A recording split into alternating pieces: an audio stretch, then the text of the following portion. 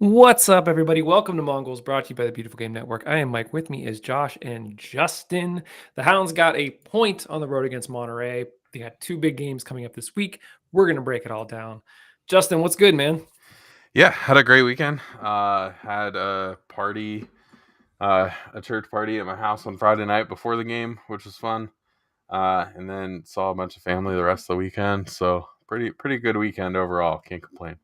Nice. Did you stay up and watch the game live? I fell asleep during halftime. Nice. I didn't even make it. I I didn't tried. even start because I knew I'd fall asleep. Josh, how's it going? Good. I stayed up for the entire game, Mhm. so kudos to me. I'm just saying.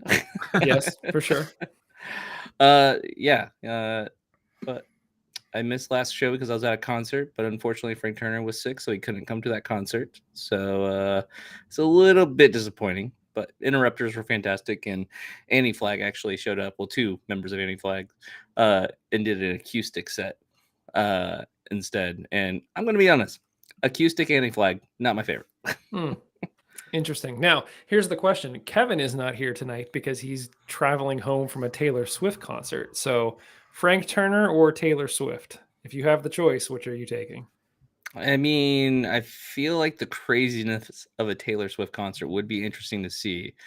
And yeah, but it's not my type of music. So I mean, it's probably gonna be Frank Turner. But there's something about the zeitgeist of a Taylor Swift concert that could be good, just to see the craziness. I feel like there's something about Taylor Swift that I just totally missed. Like, if you asked me to name one of her songs, I'd be like, I don't know. Like, I know I've heard Taylor Swift songs. I could probably sing one to you if it was like started for me, but I'm just not a huge Tay Tay fan. Justin, where do you stand on the whole Taylor Swift thing? Um, yeah, I mean, I started following Taylor Swift when she was 18 years old, and when Tim McGraw came out, and I was still listening to country music at the time, and followed her for a while. I have always said that I will go to her concert in 30 years when everyone is like, you know, when everyone's like older and it's not a bunch of screaming teenagers at her concert. Maybe I'll go see her. I mean, maybe it will always be screaming. We went a few years, well, probably 10 years ago at this point. We went and saw my wife and I went and saw Bon Jovi in concert. They were in concert with Goo Goo Dolls, which I was like, okay. Like we sort of went to see Goo Goo Dolls and Bon Jovi was there. It was insane, the number of like 40, 50, 60-year-olds that are just like shouting like crazy, like throwing stuff at the stage. Not really throwing stuff, but like just really into Bon Jovi.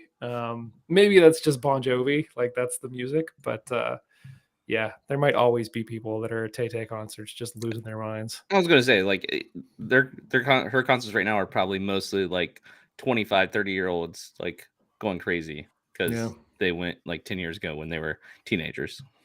Yeah. It's true. Question from the chat, Josh. Why do you have your hipster filter on from your I don't wife? know. I can't get my camera to not look weird right now. I literally had to start up my computer, and then I started up, and then it was like 2 minutes before the podcast, and I hurried up and plugged in my camera. So I think my computer is just like, dude, you're doing too much at once tonight, right now. Like, so yeah, I was running a little late before coming on here, so Fair. did not get a chance to set this all the way up. That's fair. This weekend we went and saw Guardians of the Galaxy, which was Same. fantastic. Yeah, really enjoyed it.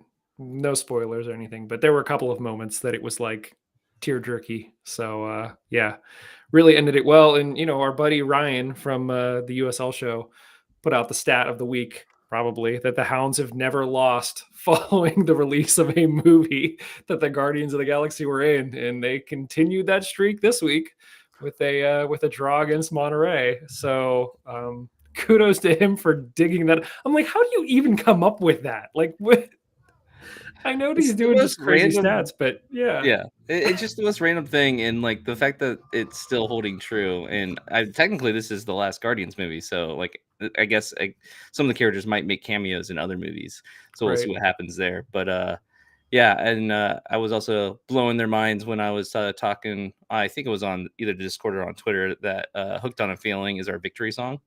And like we have a Hooked on the Feeling scarf and like all the connections there with Guardians. Granted, we did it because of David Hasselhoff's music video is so stupid and ridiculous. Right. We didn't even have a connection to the Guardians part of it. But happy coincidence, I guess. Yeah. If you're going to be connected to any Marvel franchise, you could do a lot worse than Guardians of the Galaxy. So agreed. Guys, let's talk about that game against Monterey. I thought going into the game that we were sort of set up to not do too well. And here, we were up 2-1 going into the 90th minute and just couldn't close the game out. Justin, what were your give me a takeaway? Give me a thought from the game. Yeah, I thought the Hounds looked as good as they've looked all season in this game. And I thought Monterey is a good team, and we knew they were going to score goals, and we knew they were going to give up goals. So both of those things came to fruition. But I thought the Hounds looked really good in the game, and I thought they were pinging the ball around pretty well.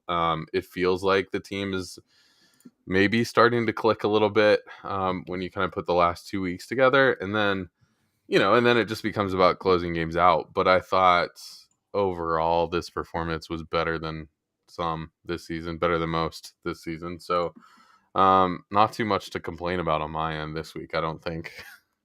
I failed to mention right off the bat that Danny Griffin is back with the team. So that's also why Kevin's not here, is because we're going to sing Danny Griffin's praises a little bit.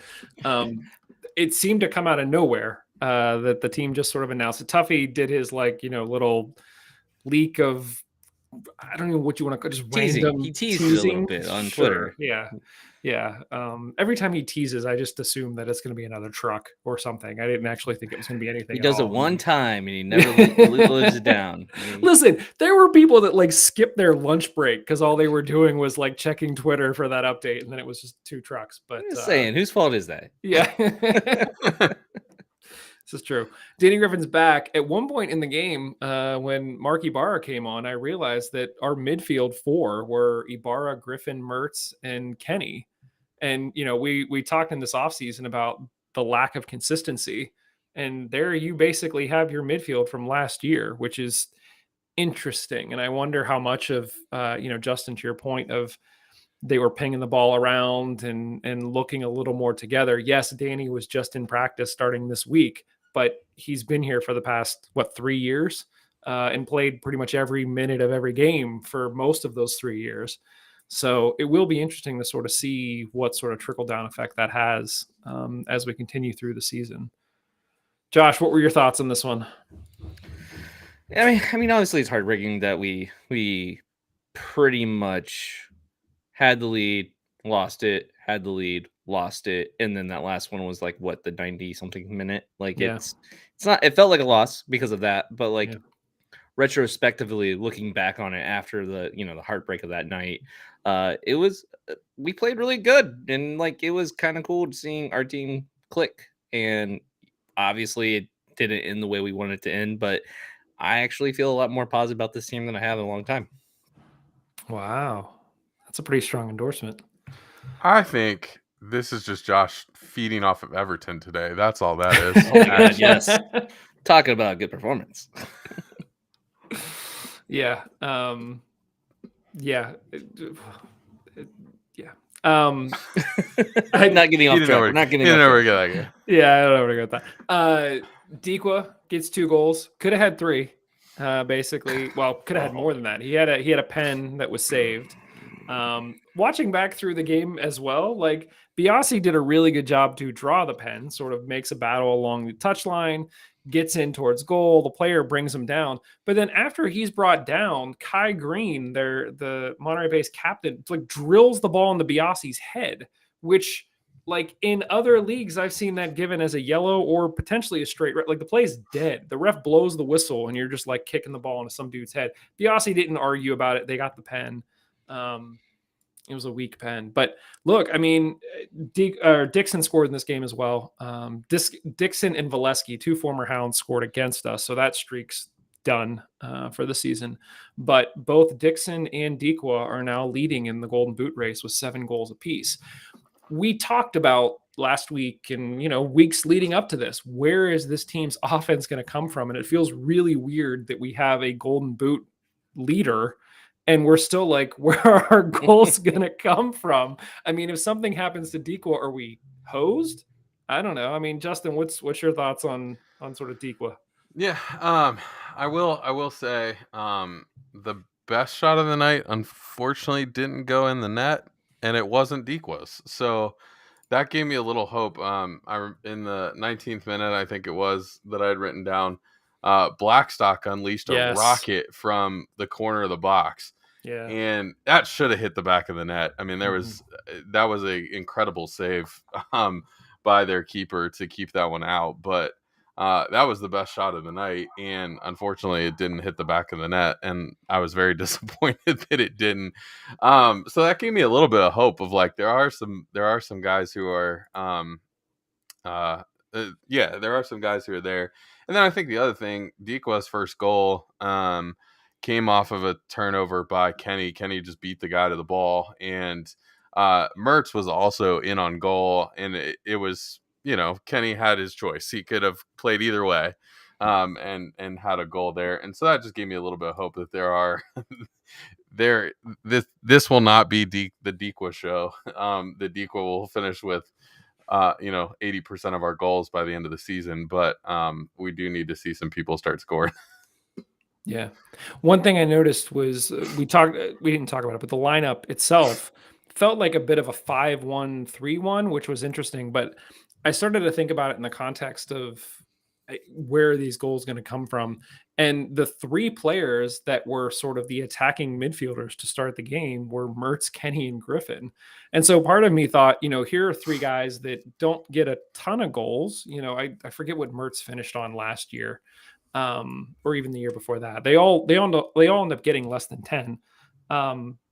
I wonder how much of our offense is just going to sort of become these three guys who we know can pass the ball well, just feeding Dequa runs. So they sort of pick the ball up in space, and their job is just to turn and get him the ball. Most of his goals seem to come from sort of run of play kind of things. We're not really breaking teams down in the middle. He's very opportunistic, but you know what? I mean, that works. If you got a plan where he's going to get goals, then, you want to play that plan out. Josh, what else do you think about this game? Anything else stand out to you? The missed PK is so disheartening, but it's also like it happened before our second goal. Mm-hmm.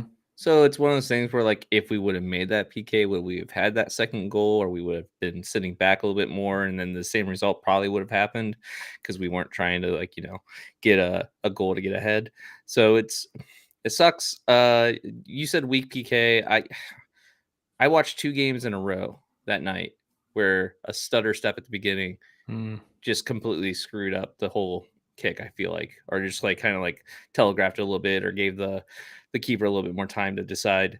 I'm not a fan of stutter step. I think it's totally a bad idea. Just commit to a side and just rip it in there. Like, don't try to get the keeper to like jump early. Like, it just doesn't work. Or if it does work, it's like 50-50. Like, just rip it in there. Other than that, though, I did see, I can't remember who online I was talking to, but they just said sometimes the keeper does a great job, and he thought it was more of a keeper doing a great job than Dequa having a bad kick, because it wasn't like it was off target. It was to one of the sides. It wasn't right down the middle. So, like, there are some good things about the kick, but yeah, I still think it's the stutter step's fault.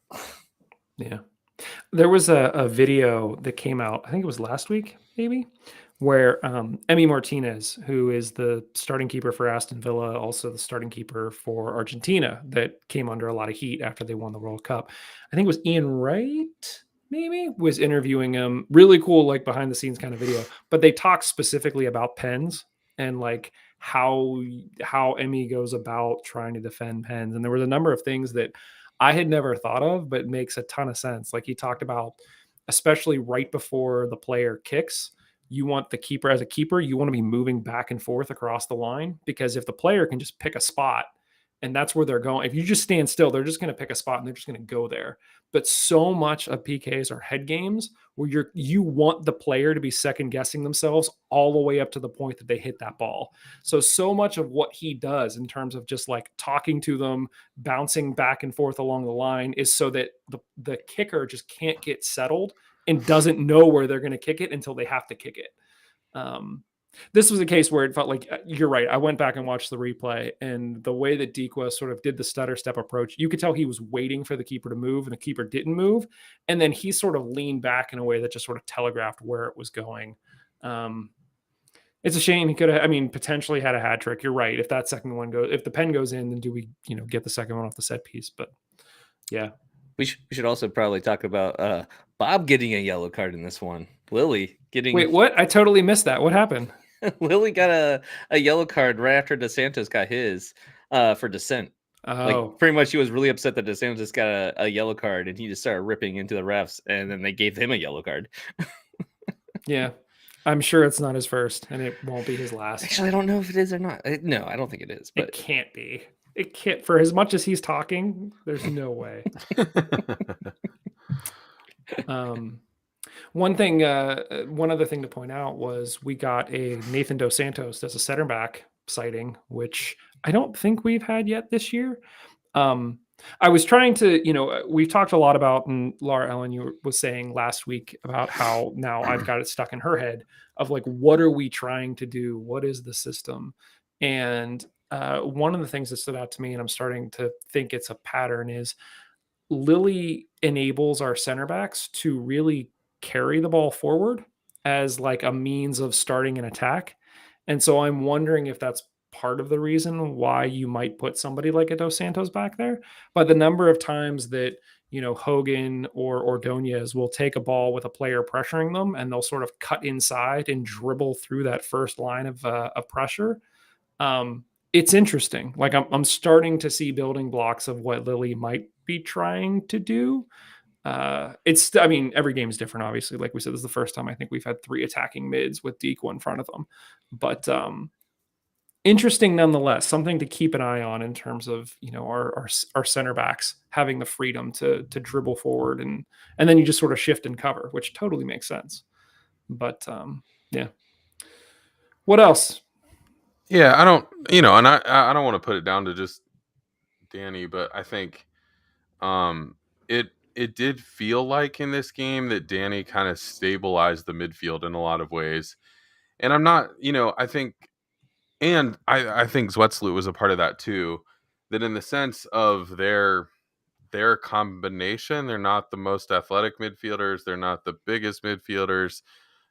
They're not going to be able to catch up to runners and all of that kind of stuff. So all their talent or their ability is going to be in good positioning and good passing and just solid play more than anything else, where I think a guy like A2 can get away with being out of position because he can get himself back in position before a player has a chance to do anything. And I think that's why it felt good watching this game. Is I did feel like Forbes and Mertz especially had the ability to go forward without kind of worrying about what was happening behind them, which helps them, get on balls and pressure balls and all that kind of stuff. So I feel like Bob has always wanted our attackers to be pressuring that initial line of defense and to play a pretty high line as far as that first pressure.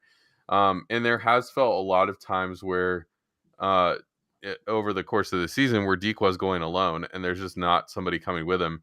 And this game didn't feel that way. This game felt like there was somebody coming with him all the time. And so I think that's why it looked so much better. But like you said, we've got to keep him off the board. Yeah. Yeah. And just to sort of, I don't want to say sing Danny's praises because Kevin's not here. When Mertz came out, it was interesting that Griffin and I think Ibarra swapped. So Ibarra or Griffin went from sort of attacking mid position back to a holding mid position. And I think that's that sort of signifies right there the versatility that Lily's always talking about with the players. He wants them to be able to play multiple positions and be confident that they can play multiple positions. And, Danny literally, just coming into practice this week was able to, he went the full 90 with the team and sort of played in 2 different positions. So good on him for sure. There was something else here that I kind of like low key. We've mentioned it a few times, but Mertz on set pieces, I think, has been a bit of a highlight for us this season. The goal that we got came from a short corner where Kenny played it to Mertz, and then Mertz crossed it in, and there was a little bit of chaos in the box, and Deke was scored. But I have far more confidence in our set pieces this year now that Mertz is on them than I have in previous years. Like in previous years, we'd get a set piece and it was like, okay, just give the team the ball. Like nothing's going to come of this. But we've had a few corners and a few set pieces that we've caused some havoc, and I think that's a large part to Robbie's delivery. So good on him for sure. Yeah, he's been doing great, and like, I don't know, I definitely feel more confident about him taking them. Do you think both sides for corners or just one? Or like, because I don't they usually switch between him and Forbes still? Yeah. It depends on the side, I think, and it also depends on whether or not we want to do sort of an in-swinger or an out-swinger. And it seems like it may just, I don't know how much of that call is being made by Lily versus the guys just going in and making the call themselves. Obviously, when you get into sort of Premier League and they have specific set pieces that they practice, I'm not convinced that the Hounds do. I'm sure they do to a certain extent, but yeah, I don't know. The other thing I wanted to ask you guys was, this is now the second game in a row where we have had a lead and then we squandered it. Are you at all concerned, Justin, or do you think this is just like shaking some rust off and we'll get better? Yeah, there's part of me that's concerned. The other thing I will say about kind of our defense is, I think over the last couple games, it takes either something freak going wrong or on our end, or a really good play to get it past Jamali Waite. And that the first goal, Dixon's goal. Yeah, Valesky's touch on that ball was unreal for this level of play. That he, just gets a little touch on it. It goes over the defender. Dixon like fakes it and makes Waite go, and then kind of chops it to the other side of the goal. And I just think like that's a really good play. There was nothing. Most keepers at this level aren't going to get that one because they're, it's the way in which Dixon made that happen. Valesky made that happen too. Not let the defenders have a chance at it, and then not let Waite have it. So I think there's a little bit of like, man, we've just been a little bit unlucky in the last 2 or 3 games that we've given up with some weird goals. We've just looked, it's just Waite comes out to midfield and misreads a bounce, and there's all these things that just kind of keep conspiring against us. That being said, I do hope that against some different opponents, we have the luck kind of go the other way too. That things just don't happen, but it reaffirmed to me that it does take something special to get, there's mistakes that are made, but it takes something special to get past Jamali Waite. So I'm not too concerned about it. It's been a rough, run of results in the way that we've gotten them, but overall, I'm not too sad about 2 draws on the road against fairly decent teams. Yeah. Josh, you at all concerned? I mean, I'm always concerned, but not seriously concerned about it, because I do think overall we have the right pieces in place to make our defense work. I was trying to look it up. I think this actually, if I remember right, 2 years. It ends our almost 2 years, not 2 year streak, but last season we didn't get any former Hounds scoring on us either, I don't think. So we made a whole season, but we didn't make it 2 seasons. But with the way the plays came about, and like I don't feel like any of them, like this wasn't a huge blunder from Waite or something like that. Like I know that's been a concern for a lot of people. So it sucks, but at the same time we've played a lot of away games, and like that's what I keep on telling myself is, yeah, we've had a lot of draws, but it's a lot of away games. Like this isn't like the home, whole thing. You win at home, you draw away, and you're gonna be fine. That's what we're doing so far, except for the fact that we won away and we lost at home that one time. But besides that, Yeah. It's Yeah. it's a 3-game week too. I mean that's what I kind of keep reminding myself of is you're not you're not going to win all 3 games of a 3-game week. And so do you take the draw and say, okay, see what you get, coming up here and all that kind of stuff. It's been a busy stretch with the Open Cup and everything. So I don't put too much stock in these individual games all that much. And you hope that it kind of turns around as the season kind of evens out into the month of May and June. Yeah, I will say I think I generally agree with you guys. I think the frustration over the last 2 games, because we have given up goals, and I mean, really, this was sort of the dying minutes. The game last week was the last 10 minutes in games that we looked good. So it's frustrating to give those up. I think so far on the season we've played 9 games. We only have 2 wins and 2 losses, I believe, and the rest are draws. So you figure if we could see those games out, we're now sitting on 4 wins and 2 losses in the rest draws, which points wise that makes us feel a little bit better. But you agree. I agree. This is a game, probably the furthest road trip we've had to date. It's a late game in California. Like you kind of take the point, you play well, you come home, and you sort of see what you could do this week against. We have an Open Cup match Tuesday, and then Birmingham at home on Saturday. So, anything else about this game that you guys wanted to touch on before we move on to talk about those games? No, one of the things that you guys have talked about over the last couple of weeks, which I'll just add my confirmation to, I guess, is Luke Biazzi is going to be a good player. Yeah, I don't need to add anything specific from this game, but running that line, he looks like a good player, and he's an interesting player, and he's different for that position on the field. But he makes things happen, and I appreciated his work in this game as well. Yeah, it's a shame that I think their second goal was somewhat his fault, but there's more than one player on the field. So like you can't put it all on him, but at the same time you could tell that he was distraught because he knew that he had the chance to clear that and just didn't fall his way. So yes, he's doing very, very good things. Well, with the draw, guys, I had an image for the pick'em results, and then I forgot to upload it, so we just don't have it here. But Dan Yost got the score predictions spot on, so he climbs the table. I think he's now tied for second with Laura Ellen, still trailing Kev, who I think got the result wrong. So I think Dan got the most points out of anybody this week. So the heat is on. It continues to be a fun game.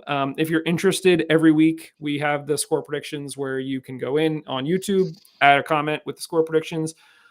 3 points for a perfect score. So if you guessed 2-2, then you would get 3 points. If you pick the right result, so a draw, you got 1 point. Otherwise, you got no points. And the winner at the end of the season, if you play all season long, gets 2 free season tickets to the Hounds for next year. So check it out. There's more information over on our YouTube channel as well as on Twitter. And we got 2 games to predict this week, guys. We've already put up the prediction post for the Revs game tomorrow. Well, it's tomorrow because today's Monday. Don Garber, who is the president of MLS, was in the news a lot this week.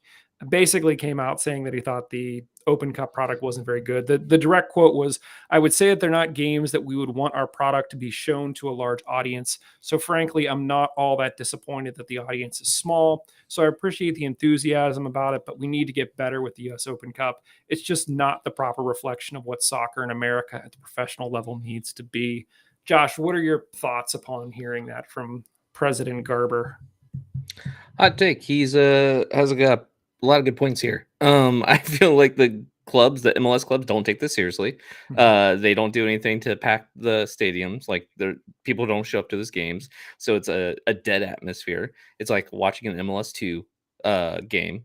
where it's just no one's there, no one cares, and the team I that's feel trying like the hard. I Go feel ahead. like it's a subtle dig at like MLS. You're like, oh yeah, Don Garmer's product, MLS too. Nobody's there. Nobody goes to the games. But go ahead. I Continue. didn't think it was subtle, but yeah,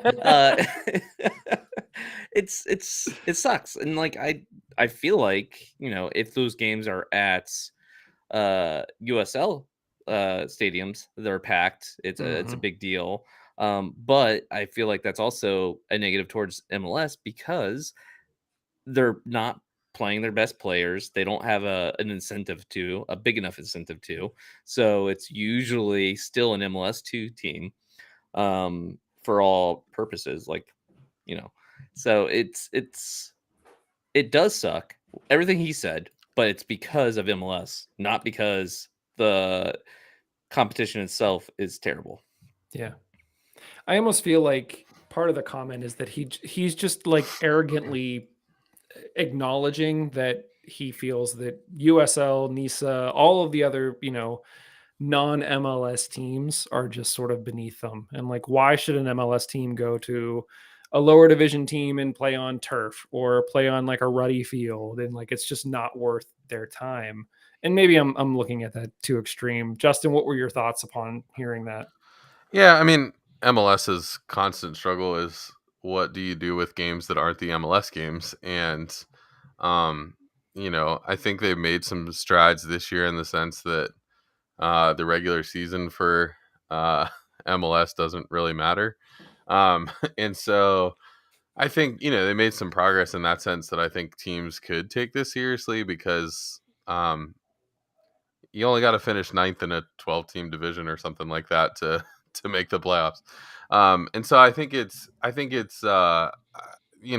made some strides, but I think that's the constant challenge for MLS is how do you get the teams to care about games that aren't the MLS season. And so far they haven't been successful, and that's why I think the US and I think that that's the problem with the format of the tournament, in that you have all these situations where it would be very easy for an MLS team to go to the lower division side, which makes for a much more passionate game and a much more passionate fan base and a much more passionate all of that. And they haven't done that. And so because they haven't done that, of course the MLS teams aren't going to care about it. It's like, cool, we're playing a half empty stadium on a Tuesday night. So like, what does it matter? Um, yeah, I think there's obvious solutions in the water for people to figure out, and they should go figure them out before this tournament kicks off again next year. I was just having the conversation with my kids Saturday. Yeah, we went on a car ride and we were talking about a number of things, and this is not going to get political, but we talked a little bit about politics, and the argument that I made to them was that we know what the problems are. We know what the answers are. It's just that like money is keeping those things from happening from one way or another. And it feels like that's kind of the case with the Open Cup too. It's like everyone knows what the solution is. Everyone knows how to get fans more involved in this. It's just that money is going to stop that from happening, at least for now. So I'd love to see the rules change. I'd love to see, even if it's the first round that the Hounds are in, if that means that they're traveling to a NISA side or a USL2 side, great. Like go do that, help that fan base in the hopes that if we make it to the next round, an MLS team has to come to us. Like super.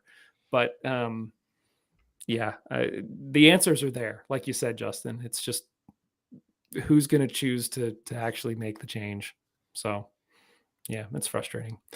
But guys, getting into the match this Tuesday, we are facing New England. New England are currently top of the table in the MLS. They've played 6 games at home. They have 4 wins, 2 draws, so they have not yet lost at home, which is where the Hounds are going to be traveling. Um, realistically, I was sort of looking through the roster to see what sort of names might jump out. I know, Justin, you passionately follow Philadelphia, so you might have a little bit more to say about the Revs, like seeing them actually in action. But Josie Altidore was a name that jumped out at me. He's been coming on as a sub for the Revs, hasn't started any games. So to the point of talking about, this is a chance for some teams to get minutes. They may not start their A team. We might see Josie Altidore in this game, which would be interesting for any of those of you who have followed U.S. soccer for quite some time. the big storyline that we touched on last week was that this is Bruce Arena versus Bob Lilly. The question that I really have is do we think that either team is going to take this like seriously? Like, do we think that the Hounds are going to go there and, in the past we've seen us go and play Cincinnati and not put out our best 11. Josh, do you think that Bob is going to go there and try to get all 3 points, or is this just going to be, we made it to an MLS team, if we get through, great, but if not, we've got Birmingham on the weekend that we're going to worry about. I don't think it's that he's not going to take it seriously. I do think he's going to be looking at this pragmatically. The fact that we just played a game, we're playing on Tuesday, we're playing again this weekend. There's things you have to consider for the players.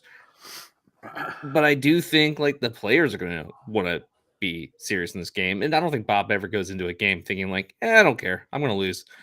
I know we kind of joke about that with the Open Cup that he doesn't take it seriously, but I do think it's that he's just a little bit more pragmatic than a lot of the fans want to be. And the players are going to have the passion, and it's the Open Cup, so anything can happen. Like, you know what I mean? Like, there's nothing like I'm not going to go in with like downtrodden. No way in hell it's going to be a win, but it's definitely going to be an uphill battle. But you also don't know how serious they're going to take it, so they're not going to take it seriously. Like, we could have, an opportunity.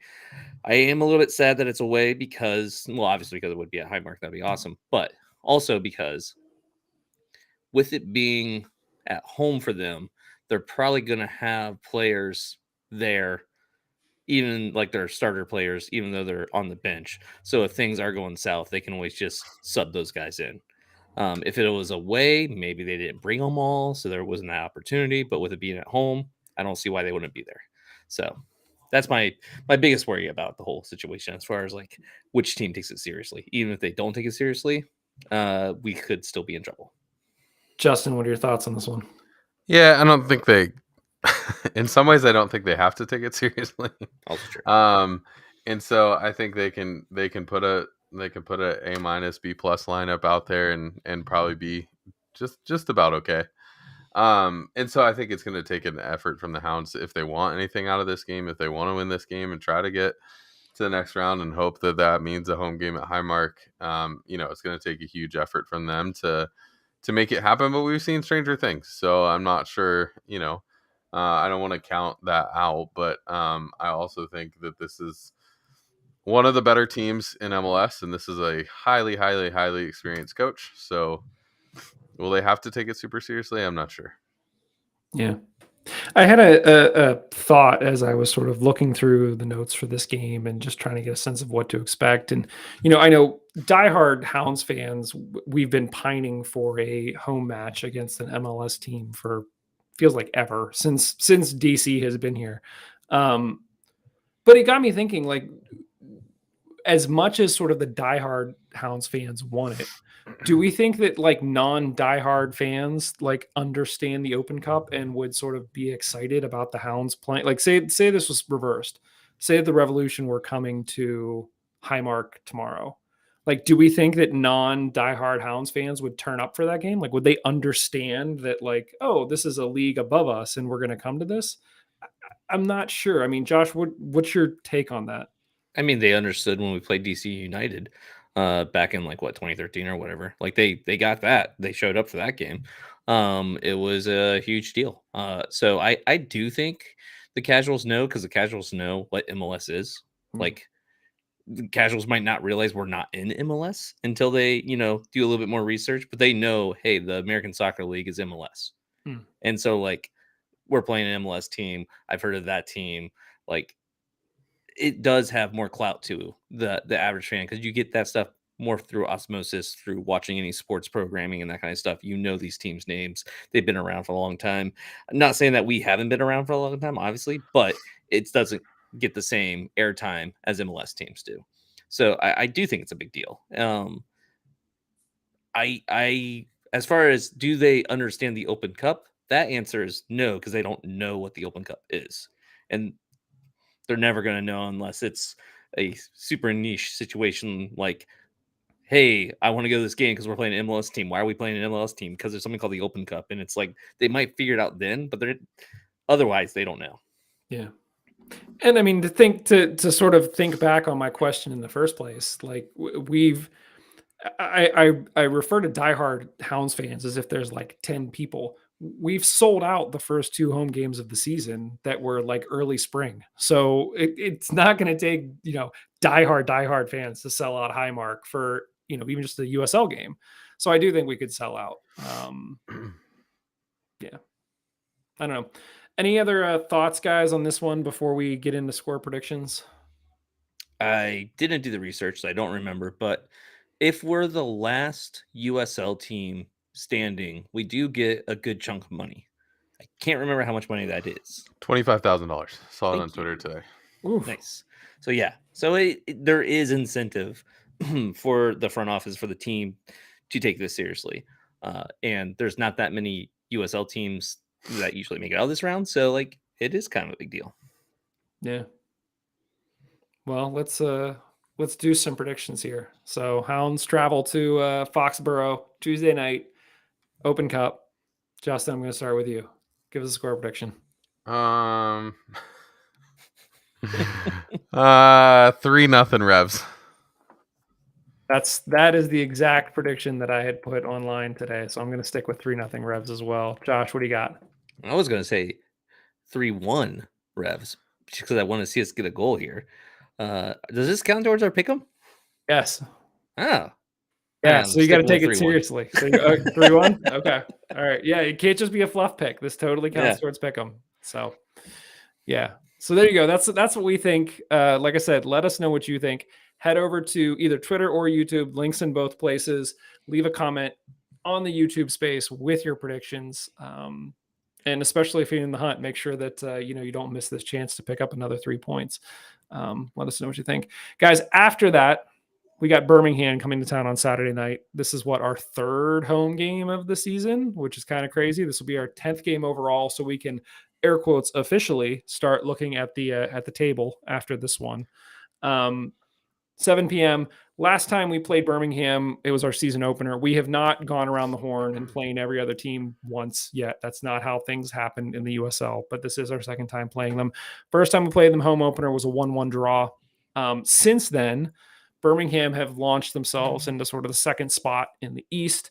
They are 2nd in the league in goals scored, but they've also given up the most goals in the league. So that sort of bodes well for us. Just to put in perspective, we've given up half as many goals as they have. They've given up 18 overall. We've given up 9. So they're averaging close to 2 goals per game they're giving up, and we're averaging dead on, I think, 1. They've faced 49 shots so far this year. We've only faced 19. And that kind of boggles my mind. I think the way that they calculate like shots faced is shots that the keeper actually has to save that are like on frame ish, which tells me that their defense is not doing a good job of keeping shots away from the net, which again, we always talk about where are the goals going to come from. We'll see. It sounds like we might have a lot of opportunities in this one. The other interesting stat was that they have almost half as many crosses as we do. So they're scoring a ton of goals, but they're not doing it from crosses. They're going straight up the middle with players like Enzo Martinez, Nico Brett, and Tyler Pasher. So all of that said, they've lost their last 2 games by a combined score of 7-2. So they've only got 1 goal each in the past 2 games, and they've given up 7 in total. Yeah, I don't know. Any thoughts on Birmingham here, guys, before we move forward?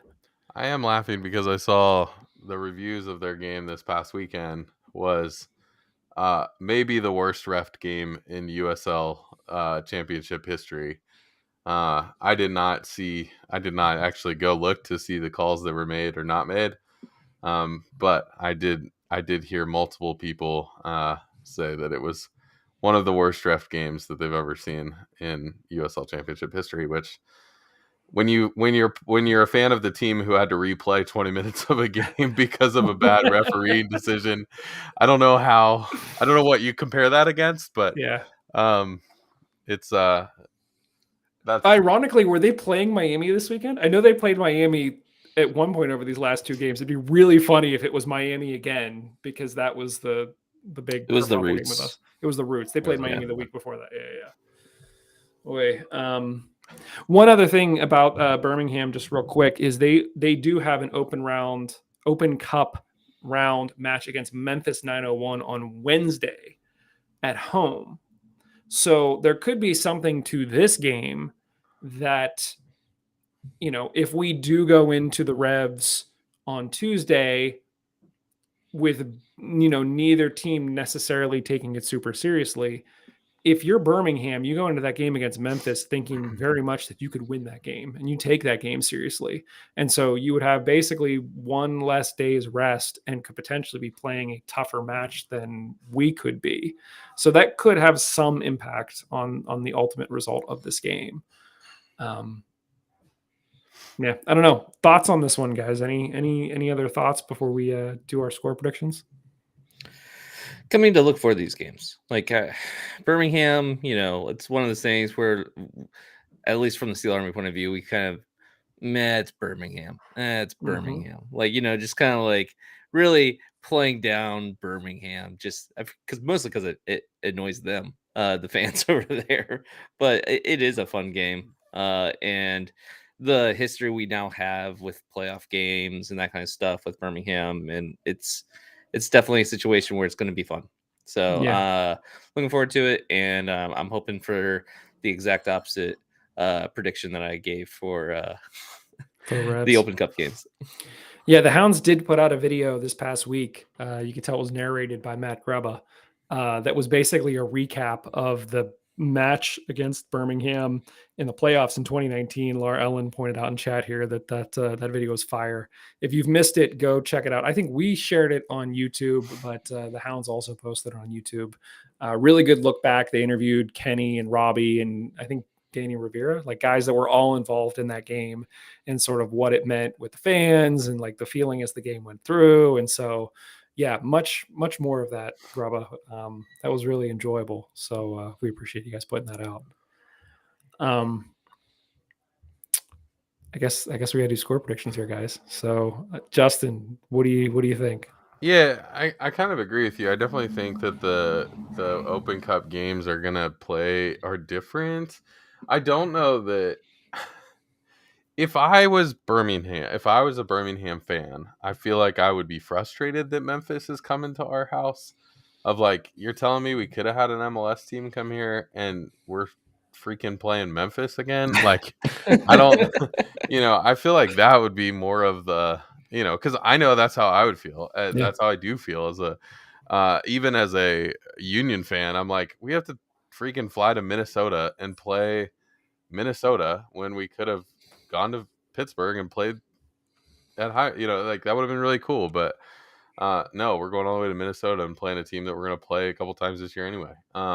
So I feel like there's a frustration level that may not, it could either be like, man, we're playing Memphis, or it could be like, okay, we're playing Memphis. We got to beat them. Oh, we have a chance to beat them 3 times in a season. Let's beat them 3 times.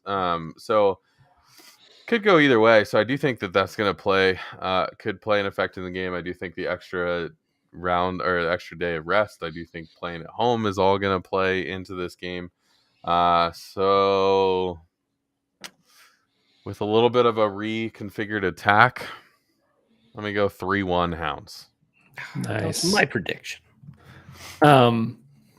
You bringing up Philly, I think that would be a very interesting matchup for the Open Cup. Like that's something that you could see both like City's Bears getting involved with and like placing bets, and like that would be a lot of fun. It is a shame that. That's why I think it's dumb that it's never happened. Like, Yeah. why are they? The U.S. Soccer, so are just like, cool. Here's a way to make money. Let's not do it. Right. Exactly. Josh, are you gonna go with a 3-1 win? Yeah. I want it to be the exact opposite as the prediction I had for the Open Cup. So 3-1. Number feels really good. I don't want to pick the same thing though, because then what's going to happen is I'm not going to pick it, and then it's going to be 3-1 win, and you guys are both going to get 3 points, and I won't. I'm going to say 3-1 win. Let's do it. We're all in. So we're either all going to get it or together. We're all gonna not. That's right. Yeah. Yeah. Home game. Obviously, get the Highmark Stadium. Josh, you guys tailgating? Yeah, we're tailgating. And I'm wearing this hat for a reason because we just got these back in stock. We did a limited run a couple weeks ago for the last home game or the one before last. Whatever it was, last one. And we only had 25 hats and we sold out that day. Nice. So we ordered another batch of hats. So they're ready to go. Tailgate only. So get to tailgate, pick up a hat. They're awesome. And yeah, see you there. Awesome. So yeah, that's what we think. As always, like we said, let us know what you think. Head over to Twitter, YouTube, get your score predictions in. It's a lot of fun, guys. Some late breaking news I saw right before we jumped on here. The USL has officially named a new president and CEO, a gentleman who was suspended from Inter Miami for 2 seasons because of screwing with the books. So great pick, guys. Cool. You love to see, that's awesome. Yeah, I'm not too thrilled about this pick. Yeah, so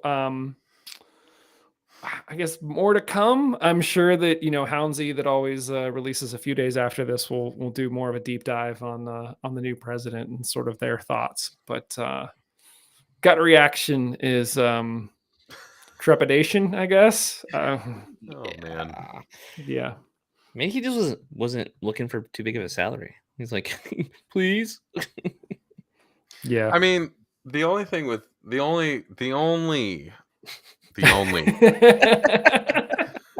yeah. The only excuse I will give this guy is MLS rules are convoluted. So maybe Inter Miami just did not have the right people on staff to correctly interpret the rules for Miami to figure out how much money they could actually pay people and who they could actually pay. I thought I had GAM, not TAM. Oh no. Yeah. Yeah. Maybe it was an honest mistake. Yeah. Who hasn't stumbled into fraud at least once? Yeah. One other thing that I was going to bring up to you guys, and I don't think there's anything that we could do about it this year, or there's nothing that I necessarily want to do about this year. There's a podcast that I follow for Aston Villa, and Birmingham recently had their marathon that runs through town, and all of the hosts agreed last year at this time that they would basically run the marathon to raise money for charity. And so they basically put it out there, and then they spent the year training. One of the guys knocked himself down to do the 10K instead, and the other two just did the half marathon, not the full. But they still raised a decent amount of money. So I don't know. Maybe there's something that we could do. I'm not saying guilt me into doing. No. I'm not. I have zero interest in running a marathon, but I wonder if there isn't something else that we could potentially get involved with to raise money for a good cause. So think about it. And if anybody else out there has thoughts, send us your suggestions, because it might be something fun to do collectively, and we could talk about it. And yeah. Speaking of, we have a shirt a month for the Steel Army right now. That's raising money for charity as well. So it's our Thunderstruck shirt. I don't have a link to it or anything right now because I totally just forgot about it until just this moment. But yeah, it's our Thunderstruck design. Can you get it just from the steelarmy.com site? You have to go to our Teespring site, or spring.com/Steel Army, I believe, or something like that. Thunderstruck in that it looks just like the cover of an AC/DC album, correct? We actually went back and forth about this. AC/DC has a boring font. So it kind of looks more like a Metallica shirt, but it says Thunderstruck, and it looks like a tour shirt. So on the back of it has all the home games this season, like as if it was like a tour. So yeah, just AC/DC's font. It's just so boring. So it has like lightning on the front, and it looks cool. Yeah, there's some inside baseball. To be fair, with this podcast that you were talking about, Mike, I got a chance to go to Birmingham a year and a half ago, I think, for a couple of days. Birmingham is actually really beautiful. The city itself is actually really beautiful, and it's flat. So, running a marathon and maybe this is less of an excuse for them to knock down to the 10K and the half marathon. running a marathon through Birmingham would be a lot easier than running a marathon through Pittsburgh, and Laura Ellen can vouch for that because she's actually done it. So Yeah. it's a much easier city to run a marathon in, and I'm sure that all the marathon runners that ran yesterday in Pittsburgh probably could tell you that. Yeah. Yeah, there's a guy that I work with who used to travel a ton to run marathons, and he always came back and said that, like, people who come here, they don't get it. Like, they're like, "Oh, yeah, I run marathons out in, like, Kansas." And it's like, "Dude, that's totally flat." Like, you're gonna die here. So, yeah, I'm not suggesting that we do the marathon. I'm just saying that there could be something else that we do that could be interesting, to potentially raise some money. So Laura Ellen says worst experience. So yes, that was it was traumatizing for her for sure. Did she do the full? Yeah. Hot dang. Yeah. How did I forget that? I did the half the day that she did the full. So I ran the half marathon through Pittsburgh, and then I'm waiting at the line because I got done in, like, I don't know, I think my time was like 2:50 something. And so I was just like sitting at the line, like waiting for her to come back. And at some point I was feeling better, so I started walking out the race line, like, to find her or to meet her. So I ended up walking, like, 26 miles, I guess, was the finish line. I think I ended up walking like 3 miles back out to where she was, and then I kind of jogged the 3 miles back into the starting line with her. And she was not happy that entire time. I'll let her tell her own story at some point, but she was running back and in tears, and she's like, "It hurts," and I'm like, "I know, but you're almost done." And Only I was 3 like, more miles to go. Yeah, I that's was all. like, That's it. I should have just done the full by the time I did all that I did that day. But Yeah. No, I have no interest. None. I think that's it, guys. Anything else for this episode? Got nothing. Cool. Well, hopefully the guys go out and can get some points, even though we predicted that they won't tomorrow. Not points, get a win. That's basically the only option for the Open Hub Cup match tomorrow. But yeah, get down the Highmark for the game against Birmingham. Hopefully it's another big game. Birmingham has lost their last 2 games by a pretty substantial margin. So if we're looking for some goals, this might be the game to do it and get the guys back on, the winning track. So yeah, I think that's it for this one. Thanks, everybody. We will talk to you very, very soon. Later.